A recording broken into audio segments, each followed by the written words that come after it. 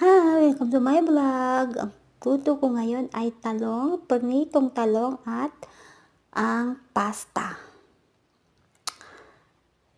Tapos, naluto na siya, ibinalot ko siya sa talong na may spaghetti, na may giniling na laham, and then mozzarella cheese.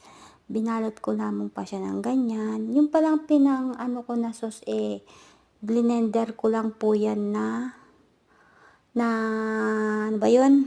Tomato paste po na may cream and oregano and glass cheese po. Inano ko siya sa lianera, konting sauce lang po yan para pagpatungan lang yung binalot na talong na may spaghetti. Hinire po kasi ako dito ng auntie ng amo ko. Sabi tulungan ko rin magluto. Sila dito katulong dito kasi may bisita daw yung dalaga. May kasama ko dito, mga katulong nga dito yun. Sa kanan ko nagluto siya ng, ano ba yung niluto niya? Yung parang shell na may manok sa loob. Tapos yung isa salata. Nagawa siyang salata. Yung isa kong kasama. Bali, 4 kami dyan. Yung isa yung nagbibideo. Nag-video yung isa. Yan si ate.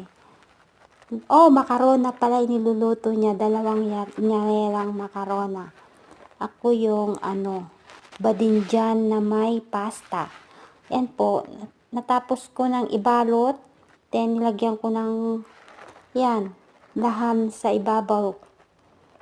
Tapos, nilagay ko yung tira kong sauce na may sinabi ko nga kanina na may tomato sauce, tapos may glass cheese na may oregano yan, konting oregano and sugar. Blender ko lang po yan, hinalo-halo ko. Then lalagyan pa yan ng mozzarella. Lalagyan ko pa po yan ng mozzarella cheese sa ibabaw para may cheese. Masarap kasi pag mozzarella cheese, para malinamnam siya. Mahilig sila sa mozzarella cheese dito. Sa biniblend, basta inaano sa oven. Then, ready for oven na po siya. Lulutuin ng 20 minutes.